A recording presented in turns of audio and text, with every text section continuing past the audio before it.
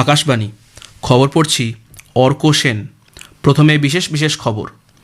কেন্দ্রীয় স্বরাষ্ট্রমন্ত্রী অমিত শাহ বলেছেন, ভারতের সংবিধান নির্বাচন কমিশনকে স্বচ্ছ ভোটার তালিকা তৈরির দায়িত্বভার অর্পণ করেছে এবং এসআইআর তারই অঙ্গ। জাতীয় স্তোত্র বন্দে মাতরমের 150তম বার্ষিকী উপলক্ষে রাজ্যসভায় আজও আলোচনা চলবে। তারপর শুরু হবে নির্বাচনী সংস্কার নিয়ে আলোচনা। 12টি রাজ্য ও কেন্দ্রশাসিত অঞ্চলে এসআইআর প্রক্রিয়া চলেছে। সেখানকার বুথ ভিত্তিক ভোটার তালিকা বিএলএদের সঙ্গে ভাগ করে নেবার জন্য নির্বাচন কমিশন নির্দেশ দিয়েছে। অসামরিক বিমান চলাচল মহানির্দেশালয় ডিজিসিএ পরপর উড়ান বাতিল ও দেরিতে চলার প্রেক্ষিতে গুরুগ্রামে ইন্ডিগোর কর্পোরেট অফিসে একটি বিশেষ দল বা ওভারসাইট টিম গঠন করেছে।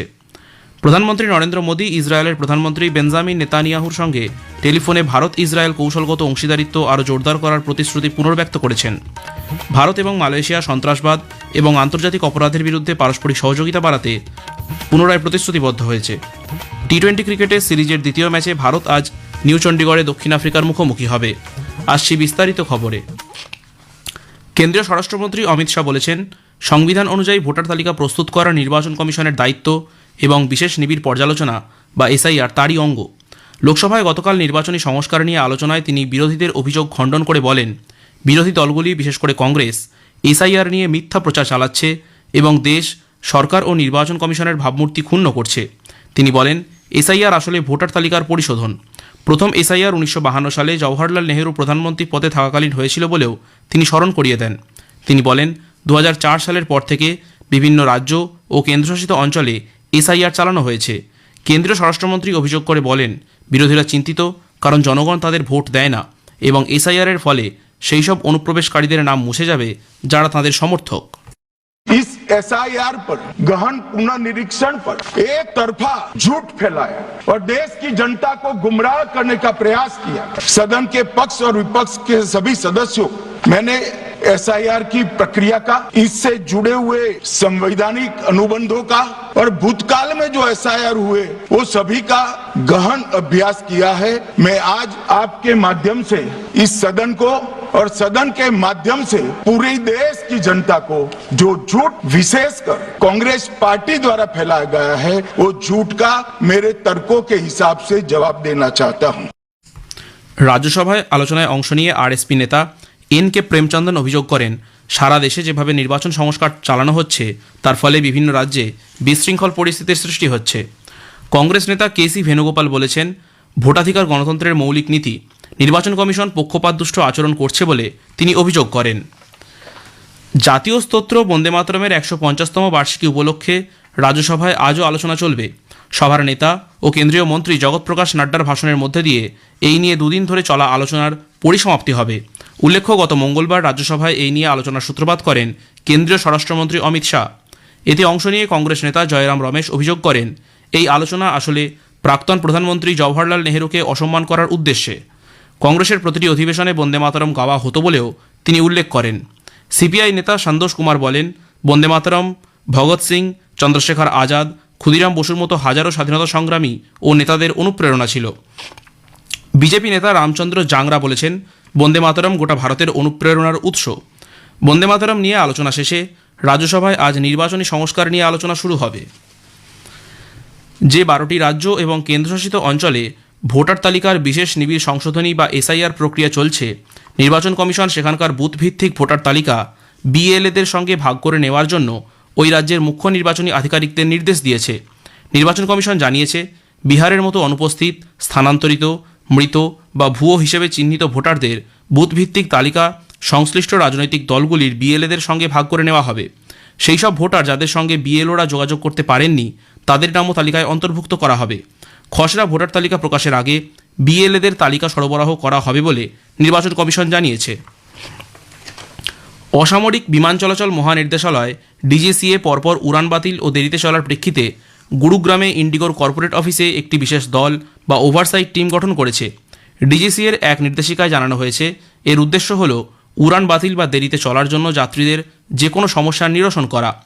8 সদস্যের এই দলের নেতৃত্বে আছেন deputy chief flight operation inspector captain Vikram Sharma.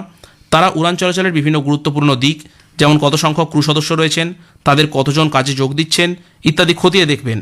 এয়ারলাইন্সের অফিসে প্রতিদিন থাকবেন এই দলের 2 জন করে সদস্য। তারা রোটেশনের ভিত্তিতে কাজ করবেন।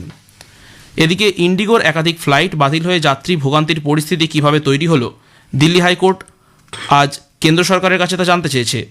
আদালত অসামরিক বিমান চলাচল মন্ত্রক ও ডিজিসি এর গৃহীত পদক্ষেপের প্রশংসা করলেও কিভাবে এমন পরিস্থিতি ঘটতে দেওয়া হলো সে বিষয়ে তথ্য চেয়েছে। হাইকোর্ট বলেছে, যাত্রীদের ভোগান্তি ও হয়রানির পাশাপাশি দেশের অর্থনীতির ক্ষতির বিষয়টিও গুরুত্বপূর্ণ।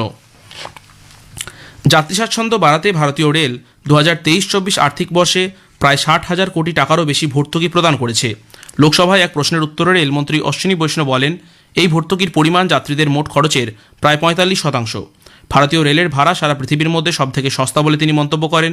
প্রতিবেশী দেশগুলির মধ্যে ভারতের রেল যোগাযোগ ব্যবস্থায় সবথেকে ভালো কাজ করছে বলেও জানান শ্রী গোয়েল। माननीय प्रधानमंत्री जी ने एक नई पहल की है। Honorable Prime Minister has initiated a new undertaking in the last 11 years. A scheme called Amrit Bharat Station Scheme has been started for the renovation and reconstruction of stations. Today, this is the biggest station reconstruction program in the entire world. Reconstruction work is underway for more than 1,300 stations. The work on 160 stations has been completed. সরকারের নানা কর্মসূচির ফলে রেলপথে freight পরিবহনের মাত্রা 2020-21 সালে 123 কোটি 30 লক্ষ মেট্রিক টন থেকে বেড়ে গত আর্থিক বর্ষে 161 কোটি 70 লক্ষ মেট্রিক টন হয়েছে, যা সারা বিশ্বের দ্বিতীয় বৃহত্তম। কেন্দ্রীয় স্বাস্থ্য ও পরিবার কল্যাণ মন্ত্রী জগৎ প্রকাশ নাড্ডা গতকাল নতুন দিল্লিতে গুজরাতের সাংসদদের নিয়ে সাক্ষাৎ বৈঠক করেন।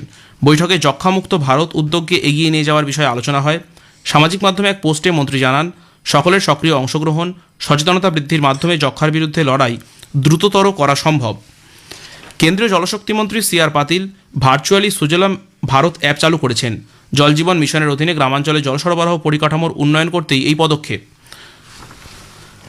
আকাশবাণী কলকাতা 10টি জেলার জন্য চুক্তির ভিত্তিতে আংশিক সময়ে সাংবাদিক নিয়োগ করবে। জেলাগুলি হল বীরভূম, আলিপুরদুয়ার, পশ্চিম বর্ধমান, দার্জিলিং, দক্ষিণ দিনাজপুর, ঝাড়গ্রাম, কালিম্পং, হুগলি, পূর্ব মেদিনীপুর এবং কলকাতা। এ সংক্রান্ত যাবতীয় তথ্য www.newsonair.gov.in এ পাওয়া যাবে। আবেদন জানানোর শেষ তারিখ 15 ডিসেম্বর। খবর শুনছেন আকাশবাণী থেকে। প্রধানমন্ত্রী নরেন্দ্র মোদী গতকাল ইসরায়েলের প্রধানমন্ত্রী বেঞ্জামিন নেতানিয়াহুর সঙ্গে টেলিফোনে কথা বলেছেন। ভারত ইসরায়েল কৌশলগত অংশীদারিত্বের ধারাবাহিক অগ্রগতিতে সন্তোষ প্রকাশ করেছেন তাঁরা। দুই দেশের প্রধানমন্ত্রী পারস্পরিক স্বার্থে এই সম্পর্ক আরও জোরদার করার প্রতিশ্রুতি পুনর্ব্যক্ত করেছেন। প্রধানমন্ত্রীর কার্যালয় জানিয়েছে, পশ্চিম এশিয়ার বর্তমান পরিস্থিতি নিয়েও তাঁরা মতবিনিময় করেছেন। প্রধানমন্ত্রী নরেন্দ্র মোদী গতকাল নতুন দিল্লিতে ইতালির উপপ্রধানমন্ত্রী ও বিদেশমন্ত্রী আন্তোনিও কাজানির সঙ্গে এক বৈঠকে মিলিত হন।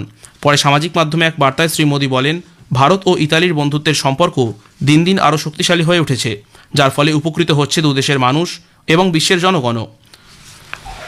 বিদেশমন্ত্রী ডক্টর এস জয়শঙ্কর বলেছেন, ভারত ইতালি অংশীদারিত্ব গণতান্ত্রিক মূল্যবোধ এবং নিরাপদ ও সমৃদ্ধ বিশ্বব্যবস্থা গড়ে তোলার অভিন্ন ভাবনার ওপর ভিত্তি করে গড়ে উঠেছে।